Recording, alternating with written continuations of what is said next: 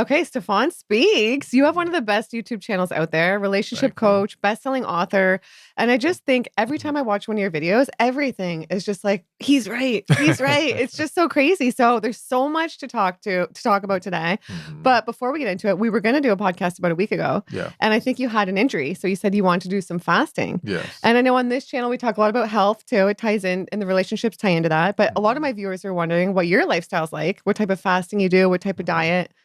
So for me, fasting is a huge part of my lifestyle. Yeah. I do anywhere from 24 to 72-hour fast, water fast. So just water, nothing else. I might put some salt in the water depending on how I feel. But for the most part, I'll do that periodically. I want to go back to doing longer, like 7 days or more. The longest I've ever done is 7 days. Of just water? Yeah. Wow. Was that good? Yeah, it was awesome. It was amazing. To me, it completely altered my life, you know, and just my perspective on health and what I put in my body, and becoming more aware and more in tune with everything. So now, I feel things immediately when it comes to what I'm putting in my body, even supplements. You know how some supplements, they'll say, oh, you got to take it for a couple months. Not me. In the first, second day of taking it, I can tell you this is going to work for me or not. And it's always on point. I don't know. My body adapts and absorbs quickly, I guess. But either way, yeah, so the fasting is what I mainly do. As far as my eating, I'm plant-based. Well, I'm 99% plant-based, if we're gonna be honest. Yeah. I'll eat some chicken. Yeah. Okay. You know, when it comes to working out and trying to eat clean, it can be hard to eat enough clean when you're just eating plant-based. Especially if you're not in an area that has a lot of great plant-based options, and I don't like cooking, so I have to find places I can get food from. So with that, I'll sneak in some chicken every now and then. But yeah, pretty much fruits. A lot of whole foods. A lot of whole foods, fruits, vegetables. And then I have a vegan meal prep chef who when she's available, she, gets me some meals. And I mean, that's it. I live a pretty healthy lifestyle, workout 3 to 4 times a week. Even that has been a journey, and trying to figure out what actually works for my body. And it's fascinating when you really start to dive deeper into the little details that can make such a significant difference. And so and I know that sometimes we don't have the greatest measurement tools, but I've been using the whole in-body scan. And long story short, when I did 2 weeks of just working out 3 to 4 days a week, no counting calories, just eating when I felt hungry, just being intuitive eating, so to speak, right? And no additional cardio.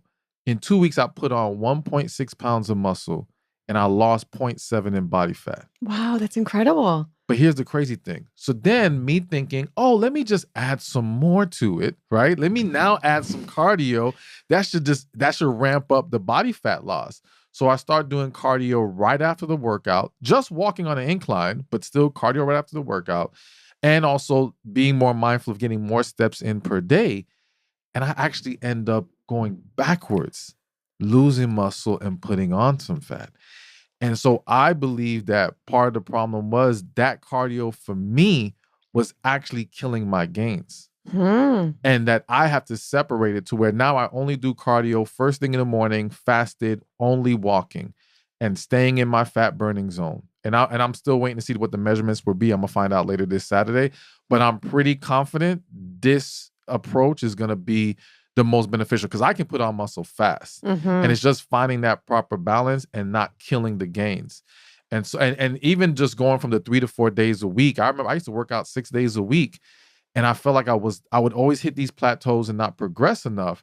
But now I'm getting, and I'm only doing 1 set per exercise too. Wow. Like there's a lot of little things. So I like to encourage people, like, you can't just go off of what we're being told, because people will tell you what they know has worked for them, and maybe other people they know, but that doesn't mean it works for your body. And you've got to really, and measuring is a very important thing, at least initially, until you figure out the right formula, and then just take your time and stick to that formula. Yeah. And you were saying before we got on, so you practice the blood type diet, I think, right? Yes. So that's one thing that's a good example about trying what works for you, because I did try that before going raw. because I'm blood type O. So it was mostly Okay. meat. I was eating like a lot of meat. Like my friends would Mhm. come over dinner, would just be like a huge prime rib. They'd be like, what is happening to you, Jillian? So I found I wasn't thriving on it. Like nothing Mhm. really worked till I went raw, like at the time. But so take us through like your experience with that, because people talk about that a lot on the channel and I never really bring up that topic. And it's an Mhm. interesting topic. Yeah, so the blood type diet, so during that same time where I fasted for 7 days, it kind of was like set off a chain of events. So I went to this lady, she's called Your Vitamin Lady. She's in Atlanta. And she was the one that introduced me to the whole blood type diet. And she's going off the book by Dr. Diadamo, Eat Mhm. Right for Your Blood Type, which actually also tells you how to work out for your blood type as well, Mhm. which I have found to be extremely accurate. And so journeying into that, and that's where I learned I'm best suited to go vegan, because based on the blood type, my blood type does not break down proteins well. And it does not break down fats well. So we're more high carbs, we're more vegetables, plant-based, things of that nature. And so again, like I've always been touring pretty much every year. And when I used to tour before I changed my diet, always tired, skin breaking out, all these issues. Once I went to the blood type diet, like my energy went up 10 times. Yeah, it Unbelievable. changed everything for me. Like if you spoke to my manager, he would tell you like it's like I was aging backwards. My energy went up. Everything changed. So I do think that, like, with you being an O, and now the one thing I wonder is, does the O have to eat meat, or is the O just needing high fat foods? Mm. Okay. And of course, foods that are on that food list, because again, it's not simply about carbs, fats, it's about specific foods don't agree or do agree with our body. So that journey has been powerful for me. As well as, again, like I mentioned, the workout style as well, because so essentially blood type A's, we don't handle stress well. So high intensity workouts don't work well for us. And I know firsthand, whenever I used to work out with a trainer or friends who wanted to do these high intensity workouts, I'm drained the rest of the day. I'm drained for the week. Wow. And I did not have the life balance to where I would have energy for work and other things. So I was dragging. And I wasn't really seeing great results, But again, people are like, no, you just gotta keep going, you gotta keep going. No, you don't. What I found out Yeah, if was it's not working, exactly, listen to it. I'm overly stressing my body. So what I've learned now is you can either stimulate the body or overstress it. Okay. Okay. And so the goal is to stimulate. And so even with my workouts, it's not about, okay, you got to have this short break and jump right back into your next. No, take your break, pace yourself. Don't stress, just stimulate the muscle. It's about the muscle contraction. It's about making the muscles adapt to this, either the more progressive overload, but you can do it in a way that you pace yourself, right? At least, again, for someone like me who's an A, but then also being mindful of managing stress Mm. outside of the gym and in general in life. And so I'm much more conscious about how I breathe, engaging in different breathing exercises from time to time, really just taking an approach to not stress and worry about things, and just focus on a more positive mindset, which also I have found morning routines to be crucial. And morning routines that include don't touch that phone Mm. until you get at least 30 minutes to an hour of just, again, I'll walk, I'll pray, I'll do other things to just lower that stress, get me into a smooth rhythm. And then the phone's not going anywhere. To check it True. later. But we're just so used to. There was a time where the minute I Yeah. woke up, I'm checking the phone. That's what I do. Well, it's working for you because you're so calm and chill. You've got that good energy. And when Yeah, we have that calm, good energy, I feel like we really flow better with the universe. absolutely. We're just more tapped in, right? Yes. Okay, well, I want to know too, what do you eat in a day? Like, because it's working for you, whatever, because so much of our lifestyle and how we feel and stuff is the food too. So take Mhm. us through, like, if you don't mind sharing. Yeah, so for me, literally, I wake up, like I said, I have some water, bowl of fruit. It's almost always goji berries, blueberries, pineapples. Oh, nice. Those are like my favorite fruits. And then I wait a little bit, have some coffee, only black Nice. coffee. And that's nothing I have found to be very beneficial for me. And I think it can be for A blood types. I know there's a lot of different opinions out there about coffee, But I think it's about what you put in the coffee. Again, I'm just doing straight black. And some people it works for, right? Exactly. It's to me, my skin is better. Mm-hmm. My energy's better. Everything is better when I have the coffee. So have my black coffee. Then I'll wait a little bit. Then I'll have some 𝒔𝒂𝒗𝒆 bread. And throughout this, I'm having some supplements, which I break up into different times. And then after that, excuse me, I'll have some, before my workout, tea with honey. And I just started back with collagen protein. I wasn't taking the collagen protein. Really, and that's another amazing thing about when I said I built the 1.6 pounds of muscle in just 2 weeks. I only eat 30 to 50 grams of protein a day. So this whole, you got to have 1 pound of protein per bite. That's just not, it hasn't been true for me. And I have multiple instances where I've experimented with this and I saw that it's true that I don't need that much protein, because many, many years ago, before I even got into blood type diet and healthy living, I had read an article about this man who did an 800 calorie diet and burned tons of fat and built muscle. And he was like, you don't need this protein. I was like, okay, this is the first time I'm hearing this, but let me try it. So I went on an 800 calorie diet for like a month. Whoa. I lost so much weight and I got so much stronger. Interesting. I looked amazing. Now, the drawback, I was cranky every day. All right? So I would not do it again. I'm not doing 800 calories.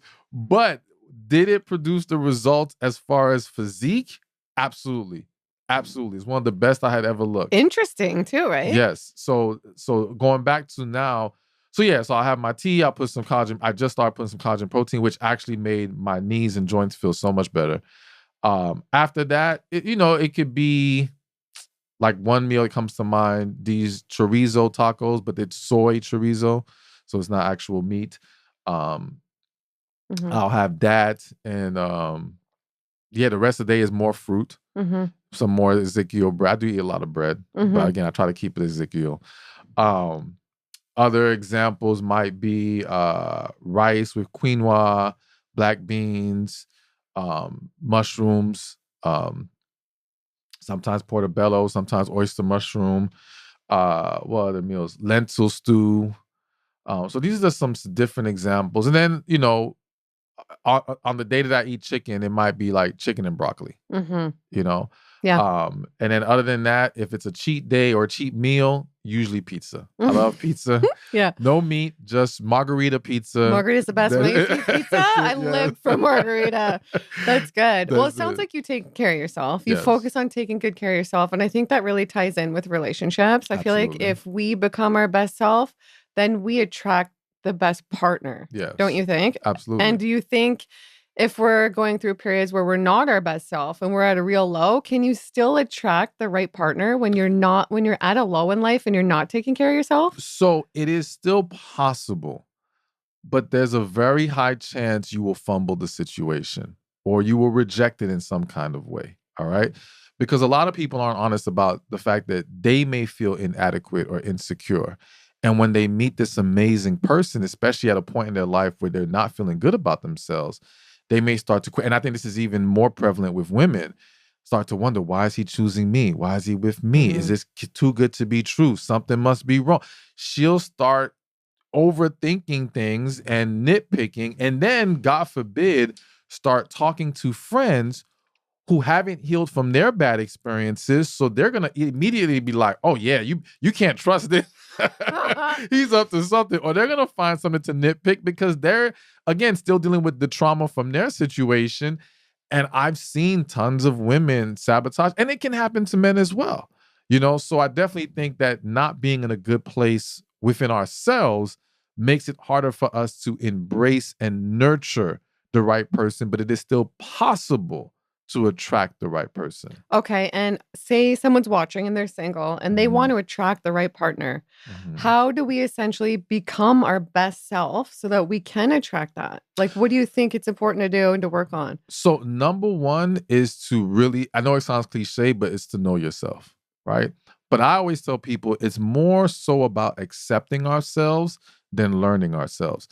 What I have found is that most people, they understand certain parts of them, but for various reasons, they're suppressing or rejecting it. whether that's society has put certain perceptions in their head, family, someone has, they've allowed themselves to believe that this part of me will not be accepted or loved, or maybe they felt that this part of me is what sabotaged or hurt my previous relationship that I wanted. So now I have to reject that. But it's like, no, it exposed you were with the wrong person, if that is your true self. And so a lot of people have to walk in their truth first, because one, even if you get a partner by trying to reject or suppress these parts of you, that's not sustainable. At some point in time, your true self is going to come out. And what you have in many relationships is that when the true self comes out, it doesn't align with that person they got with. And now that creates conflict. Yes. Or on the flip side, yeah. they continue to suppress and they're at conflict within themselves. And so now their constant unhappiness is because they're not accepting the reality. They're not allowed to be who they are. You see? And that causes a problem for them. And so that negative energy will still cause a negative impact on the relationship itself. So one way or another, it doesn't work. So becoming your best self is knowing who you are, accepting who you are, walking in that truth. Now, of course, there's aspects about us that we still need to improve upon and fine tune, but we have to start with the base of knowing what that is. So it's like, okay, I know for me, I had to get to a place of accepting I am an achiever. I'm someone that has to be working, doing something, accomplishing. To me, like, I don't believe in retirement. I will work to Me the day too, I yeah, die, yeah. okay? And so for a while, I was letting society and even family to a certain extent made me think that was bad and not accept it for what it was. And I give this story all the time of there was a month where I told myself, okay, I'm just going to be satisfied with where I am, not going to be worried about doing more, and let's just ride this out. And it was one of my most depressing months ever in my life. And I was like, I felt like a neutered dog. I don't know what a neutered dog actually feels like, but I can imagine, right? Like the fire was taken out of me and it just killed my spirit. And so I had to learn, okay, no, that's who I am. Now, the way to improve upon that is I still have to learn how to be that man, but pour healthily into a relationship. Right? I cannot let my work or my purpose consume me to the point that I become blind to the areas I'm neglecting in my life or in my relationships in general. So that's an area that I have to continue to work on and be better in, but I cannot stop being who I am. That's the key, right? If we're not ourselves in a relationship, how can it really work, right? Exactly. Yeah. And how are you? I mean, that's our purpose in life too, in a sense, to like be ourselves. Yes. Yeah. And do you feel like, I mean, you've worked with so many people, I think, over the years. And I'm sure you've seen a lot of things. Yeah. Do you think have you seen relationships that are just going through like the worst times ever? Like they're so disrespectful, the relationship's really bad. And have you seen people be able to come out of that and transform that into good? Because sometimes it feels like if your relationship's not going good, like this cannot be fixed. It's broken. Okay. So yes, it can happen. I've seen it happen. But where I think society gets it wrong is they just think it's, okay, well, if these two people would just do X, Y, and Z and commit to each other and talk to each other and all these things, it'll all work out. The problem is, there's a quote I always use: you'll never be good enough for the wrong person, okay? So there are going to be people that if you try to be with, you could be the best possible version of yourself and it won't work because you two do not fit. So in trying to determine, can this relationship be fixed, we have to start with the foundation of, do you two actually align with each other? Was there a time where things were even great, right? Because if they were, then we can try to reproduce that formula. But if I'm looking at your relationship and it's been toxic from day one, it was never a good fit, then there's really nothing for us to do here. You just don't belong here. You see? So we got to take a deeper look. It reminds me of even situations where infidelity occurs.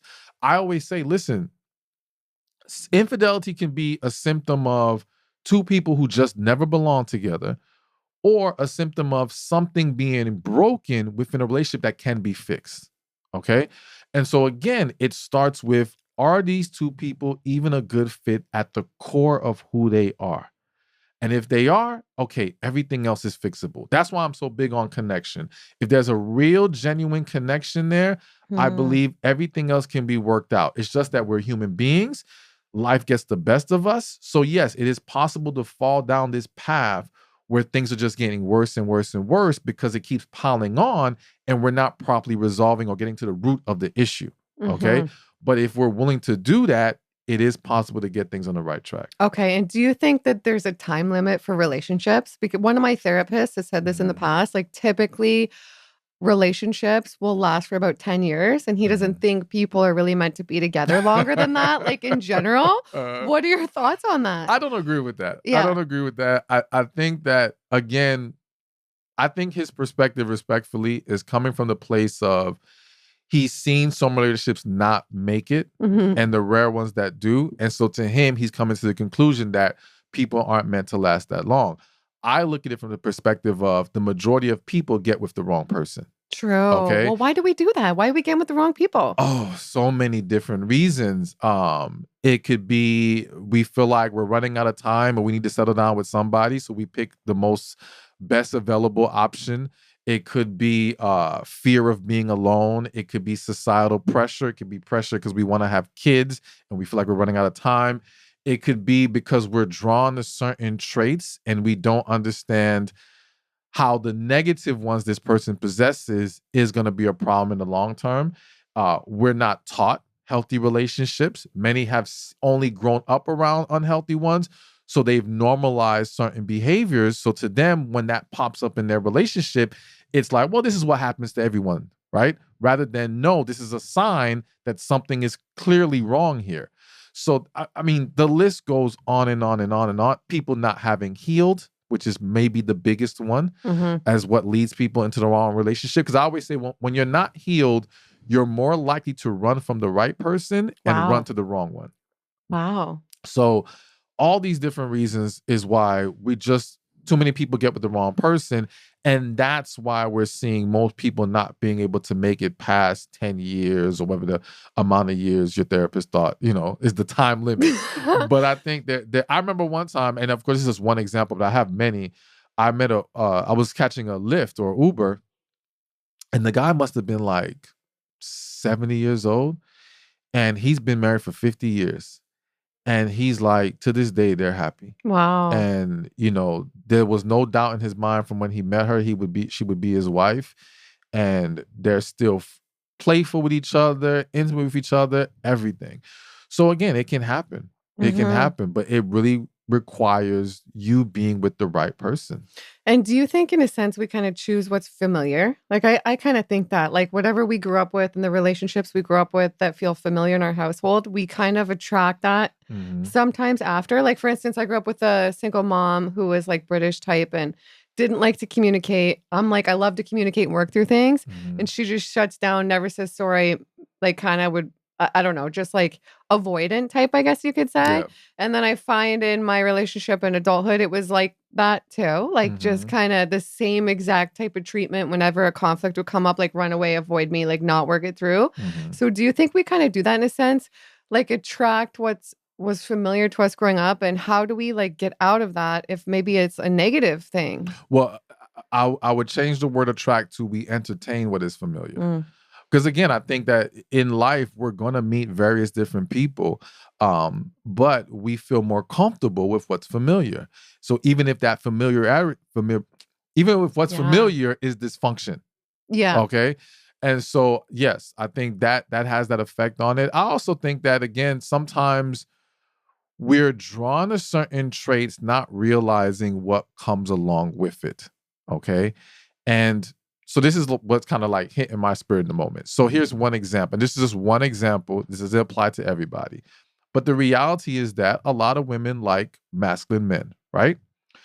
And the reality is that a lot of masculine men can be more, on average, emotionally detached. All right? Even if we push it to successful men, because to even be successful, there requires a level of emotional detachment. You can't get in your feelings trying to navigate the business world and hustle. It's all about the logic and the perseverance and the work. So because the woman is so drawn to that trait of success or masculinity, she accepts or overlooks the emotional detachment, hoping that that will develop in time if he genuinely loves her or this is a great relationship, whatever the case may be, not realizing that that man just doesn't know how to do that, right? And she may feel like, well, I shouldn't have to teach him or tell him. He should be a grown man. And no, but it's realizing that this is one of the things that can come with this kind of man. And you have to address it in advance, right? To make sure it doesn't become a problem. You can't just overlook it because you're so fixated on, well, he's so successful and masculine and good looking. And the same thing happens on the flip side. You could have a man who's so drawn to a woman's beauty, but he's ignoring her attitude. He's ignoring her negativity, hoping that that will change and develop over time. But it's like, no, if you don't nip it in the bud early, it's going to be a problem. Yeah. Exactly. So I think those things also play into it. And we just have to understand that we can't kick the can down the road. You know, once we see these red flags, we have to be willing to address them right away. And if it can't be corrected, we can't move forward. And do you think people give up on relationships too quick these days? I honestly don't. I know a lot of people say that, but I think most people stay in relationships too long, actually. Yeah. I think the whole perception that they give up too quickly. So, okay, it's tricky because this is the way I'll break it down. A lot of people are entertaining someone just for the sake of entertaining them. Okay. They're not really into them. So when you're not really into someone, yes, the littlest things can piss you off and annoy you and cause you to cut them off. All right. So it looks like, oh, they're giving up so quick. Yeah, but they never really should have been entertaining them in the beginning. Okay. Now there's the person in the middle where, or let's go to the other end of the spectrum. There's that person who's amazing. It's a connection. It's intense, right? But because the majority of people have not healed from their past, the majority of people cannot handle the intensity of a connection. So in those situations, they again may be quick to run and self-sabotage. So where a lot of people end up, where they stay too long, is that middle area. Like they really like this person, but they're not the person that really takes them there. It's not that connection, but it's not that lack of interest. It's somewhere in between. And in that situation, people tend to hold on way longer than they should. And that can cause a lot of problems, I think. Absolutely. Yeah. Absolutely. And how can we know if we're in the right or wrong relationship? Well, I think the question we have to ask ourselves, if we want to be aware, if we can truly handle true love, is, are we prepared to be fully vulnerable? I think there's a lot of people, if they ask themselves that question, they'd be like, oh, hell no. Just the word vulnerability will scare the crap out of them right now. Okay. That's your signal that you have some healing to do. All right. And that's your signal that you are likely going to reject in some way, shape, or form the right person and embrace the wrong one. Wow. Okay. Because what happens is being with that person, the wrong person, right? And to be more specific, being with that person who you don't have a genuine connection with, who doesn't truly take you there, it allows you to have companionship without full vulnerability. All right. So it feels safer. Whereas the person you have a connection with, it's so intense, it pulls things out of you. It essentially leaves you emotionally naked. That's scary when you haven't. That can be scary even if you have healed, okay? So it's definitely terrifying when you have not healed. And for many, they're not prepared for that. So it starts with asking yourself that question, am I prepared to be fully vulnerable? But then also asking yourself, why am I choosing this person? What's really driving me to want to be with this individual? A lot of people would realize that, again, they're choosing people out of a certain convenience. And they're choosing people out of what someone can do for them right now at this point in their life, and not what they're prepared to give and do for someone else. All right. And that will also tell you, okay, am I with the right person? But also, two, should I even be in a relationship right now? Because if people were honest with themselves, they're just not prepared to be what's the person they would want, or the person who's best for them would need from them in return. And I think the partner we choose, like, that's one of the most important decisions we can make in our life, right? And that can affect our health too. Yes. Don't you think? Like, are there any Absolutely. stats on that, or do you ever talk about that? I don't know if there's any stats on that. I talk about it because I give this example on the fact that I've had a lot of clients, so I've seen a lot of situations where, let's say women have developed cancer. They were eating good, they were exercising, and so it didn't make sense on the surface, right? Now, granted, there's a lot of chemicals and different things that can cause it, but the common denominator that I have found is toxic relationships. I believe it. Every last one of them that I know of was either in a toxic romantic relationship or in a toxic family relationship. All right. Typically, though, romantic. And really, a lot of times romantic and family. But either way, yes, because that is causing stress. And stress is the number one trigger to disease. Stress causes inflammation. And so that's the problem with a lack of healing. When you have not healed, you have not released the energy of the trauma, the negative feelings. That energy is still there. It's in your body, causing emotional stress. And that emotional stress will manifest into physical ailments. So a lot of people's pains and aches and all these things, migraines, anxiety, it's unreleased traumatic energy. And if they would just go through that process of releasing it, completely would change their life. Wow. So how do we heal? How do we release that? Do you have a book on that? Or do Yes. You okay, good. So I have my book. Need to buy it. I have my book, Love After Heartbreak. It gives step by step on how to go through the healing process and what I have found to be the most effective healing process for my clients. And so I'll give the first step right now. And so what I do is I have people write, get a piece of paper, write on a piece of paper, who hurt me? And then ask yourself that question, who hurt me? Like romantic or just in general? In general. In your whole life? In your whole life. Okay. And everyone who comes to mind, put them on the paper. It doesn't matter how small, doesn't matter how long ago it was, doesn't matter if you don't think it's relevant anymore. If they come to mind, there's some kind of significance there. Put them on the paper and like a sentence or two of what they did to hurt you. This is how we get the ball rolling and we start to identify what's been lingering within you. And a lot of people may be surprised who comes out when they ask themselves that question. What I found is like asking yourself who hurt me is almost like summoning up the pain. And it starts to pull things out of you that you may be surprised was still lingering in there. And that's how we can start to now identify and address those pains so that we can get to a point of releasing them as well. Well, yeah, because if we don't work through that stuff, then, as our life goes on, really bad things can manifest, right? If Absolutely. We're hurting inside. Absolutely. Wow. Yeah, that reminds me. I interviewed somebody recently, one of my friends, and she actually did that. She wrote down on a piece of paper and then she got big into meditating.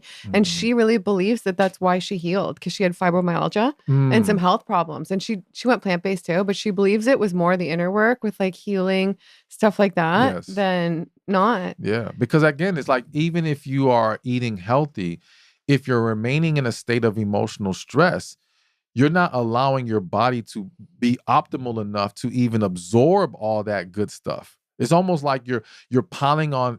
It's like the whole lipstick on a pig, right? You're putting this pretty picture on there. You're making it look good by how you're living your life, but internally you're a mess, and it's not a proper foundation to thrive in. So yes, releasing that bad energy is hugely important. Yeah. And do you think we can make a relationship work if we have different lifestyles, like as far as health goes?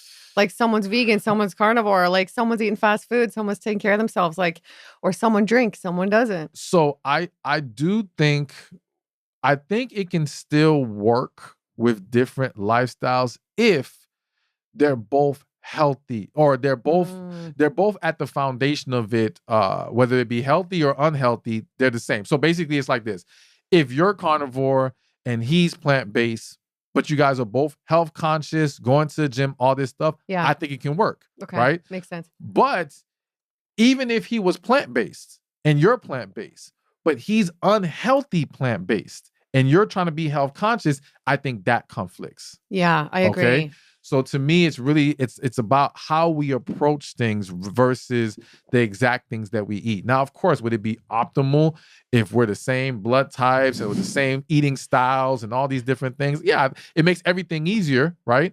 So it makes things run smoothly or more smoothly, but I don't think it's impossible to make it work being opposite in that way, as long as we're both in alignment with the way that we approach it and how healthy we are about it. Okay, well said. You're just right about everything. I feel like everything you say is like boom, boom. How did you become such a good person and life coach like this? God. Yeah. That's wow. all I can give the grace and glory to, because I don't know. I just think God gave me certain gifts, and I've learned to just trust my spirit, trust God, learn along the way, because there's always things to learn from and grow from, and be humble enough to understand you never know everything.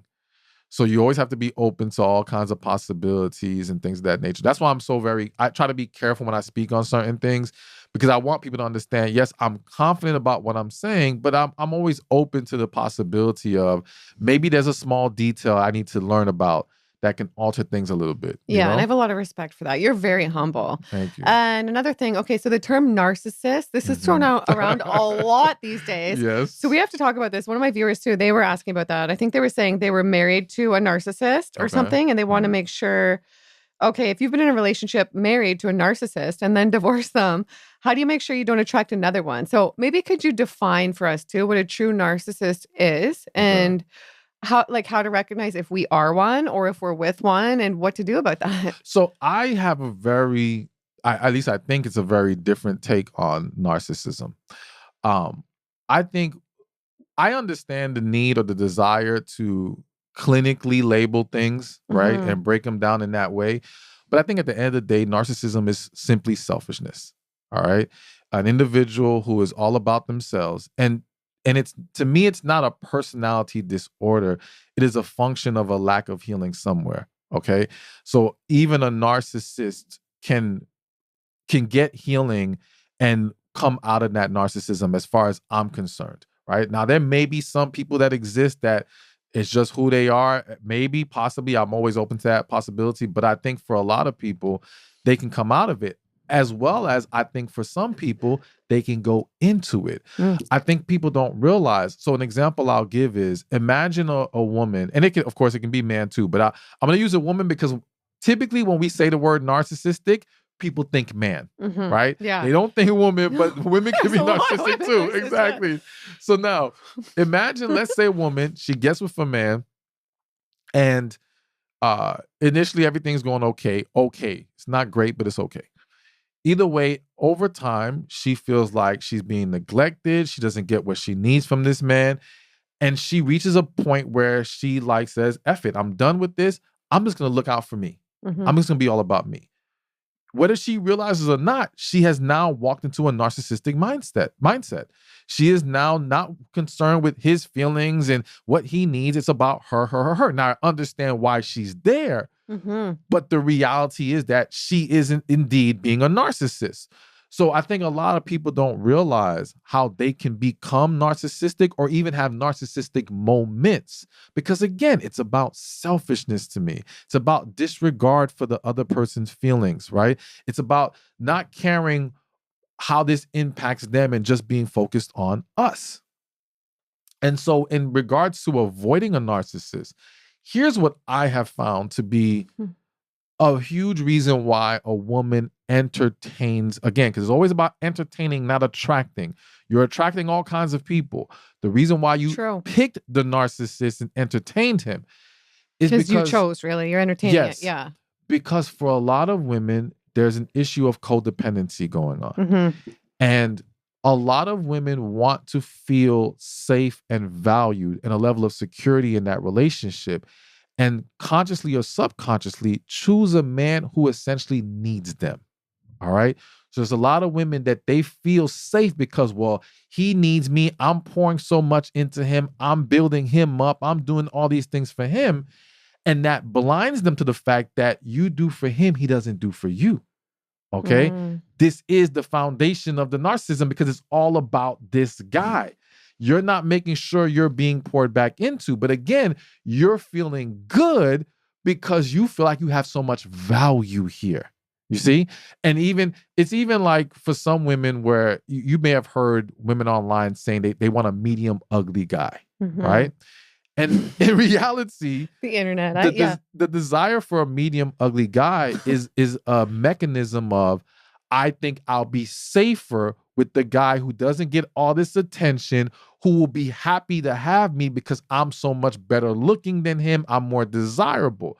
The problem is, if you're not truly into him for him, you're not going to pour into him the way that he needs.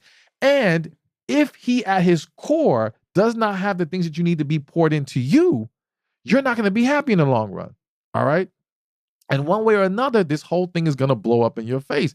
And you'll see situations where women will choose the safe pick, right? Whether that's medium ugly, whether that's he doesn't have much going on for him, or whether he's broke, whatever. Yeah. But they think it's safe because, again, they bring so much value to this man.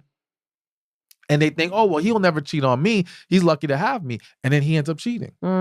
Not because he's a man, but because you're with someone that you don't truly align with. You're not feeling the love. Exactly. There's no real connection at some point. And now you've only made him look more desirable, because when people see you with him, they're wondering, how did he get you?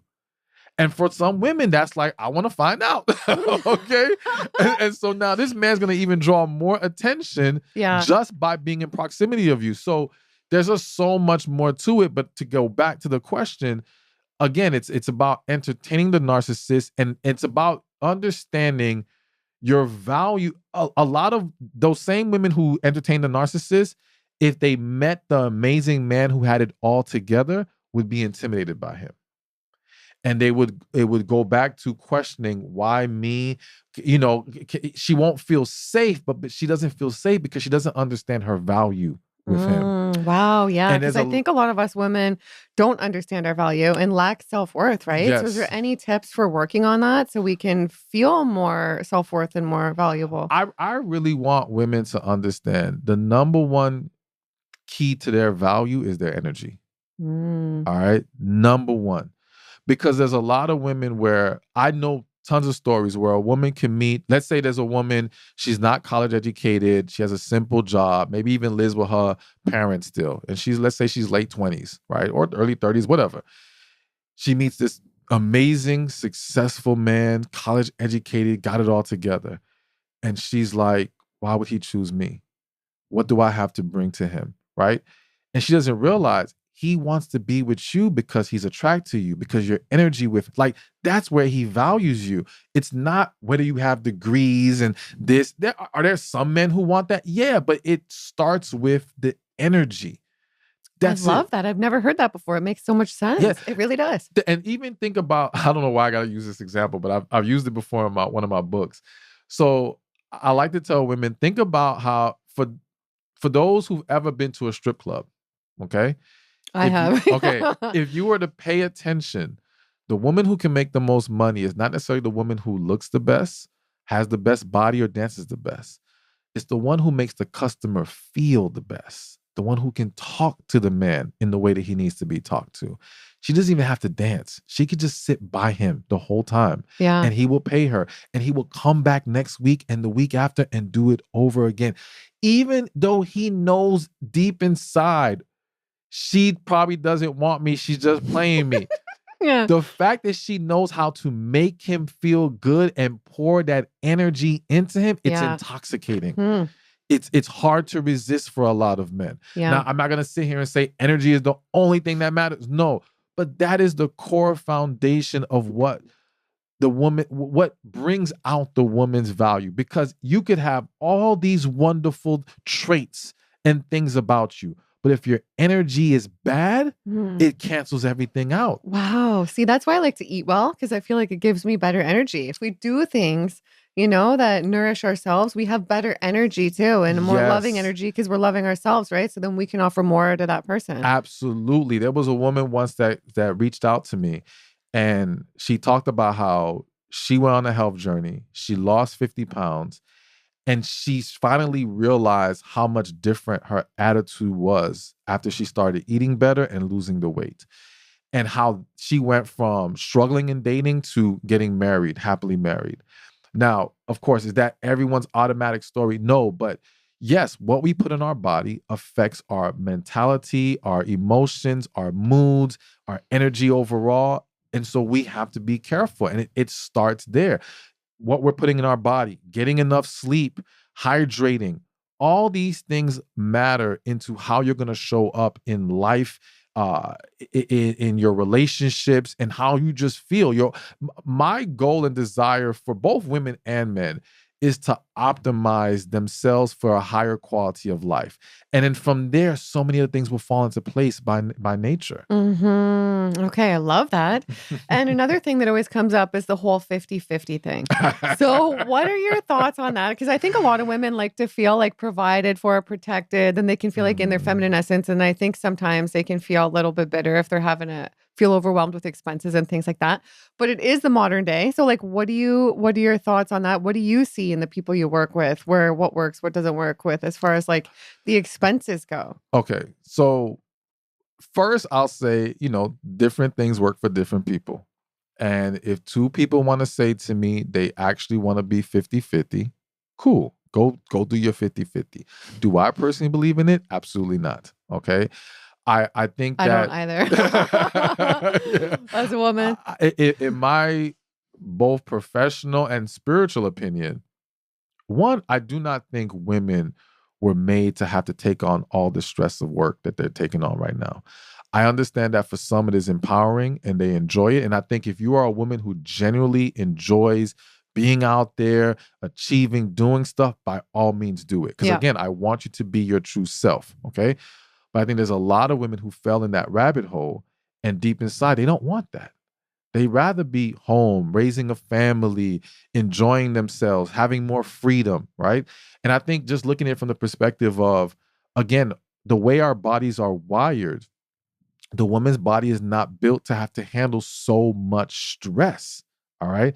Whereas the man is built to handle more stress, right? It's even looking at it from because people think stress is this one thing, like just worry is stress. No. When we lift weights, we're stressing our body, right? When we worry, we're stressing our body. Shoot, I remember playing Tetris. And so one time I fasted, I was on a 3-day fast, and I was playing Tetris like constantly during the 3-day fast, right? And after the fast was over, my belly fat didn't go down. And I realized like I didn't get the results I usually get. And I'm like, what is going on? What happened? And what I found out was that, because I'm very self-reflective and I'm always trying to analyze and figure out. What I found out was the Tetris was raising my cortisol while I was fasted. So even though I'm playing a game, I don't know if you ever played Tetris, but it gets to a point where the time is starting to run out and you got to fit things in certain pieces or whatever. Yeah, I've played and it. That anxiousness of trying to do, that's all cortisol. All right. So again, we don't realize how certain little things are raising our stress levels. Wow, which can really affect our body in a negative way. Exactly. That's fascinating. When I redid the fast without, and I haven't played Tetris since after it. To me, it's the devil now, but I stopped playing it. But after I redid the fast, I saw the results come back. Insane. It's crazy. Wow, it shows how much stress can affect us, right? And Yes. holding weight and just toxicity inside. Exactly. So going back to the 50-50, so I'm just a believer that the women should not have to deal with that, the average woman. I also think that for a lot of women who do desire 50-50, it's a defense mechanism. It's I don't want any man to think I need him. I don't have to rely on anybody. And I get it, right? But is that really the healthiest approach if it's coming from a defensive stance rather than something positive and loving?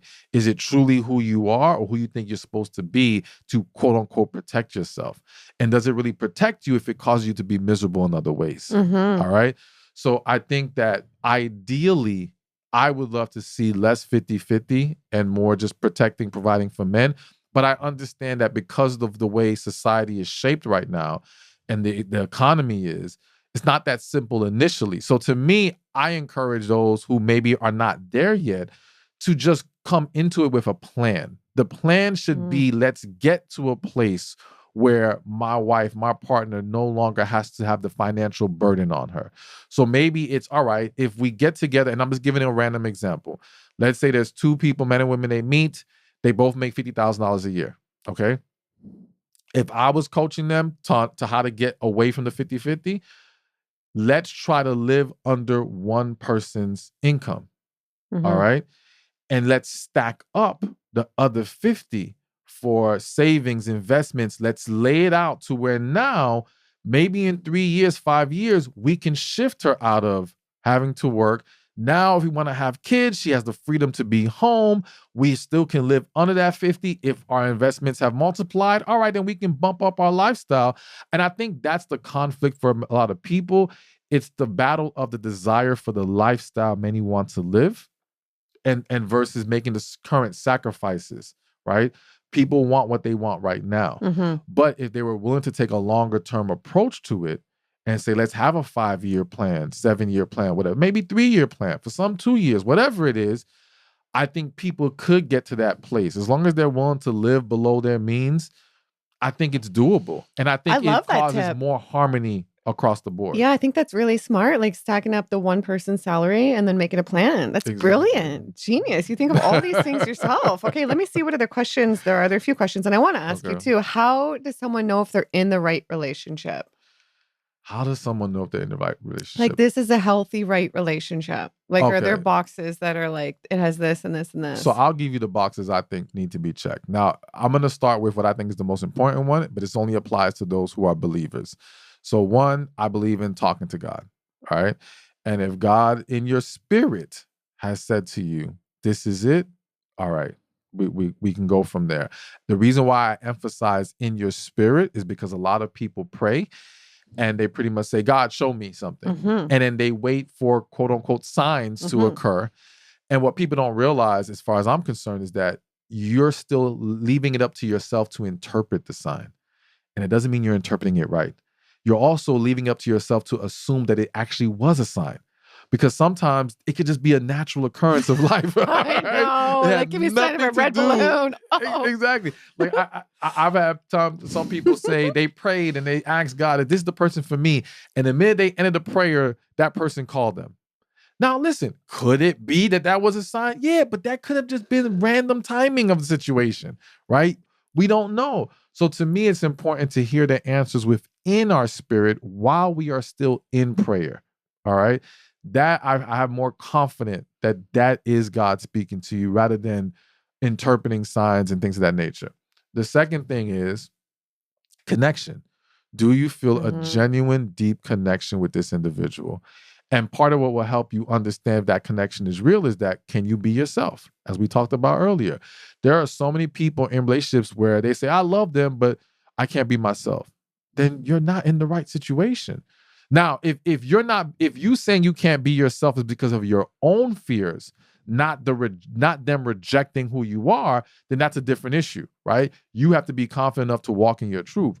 But if you have tried walking in your truth and they're rejecting it, then that's not the right person for you. You're not in the right relationship. And then the third thing I'll say, and of course there's a lot more we can say, but I think the third thing is a partner who is willing to work with you. That, to me, because again, we're going to have issues.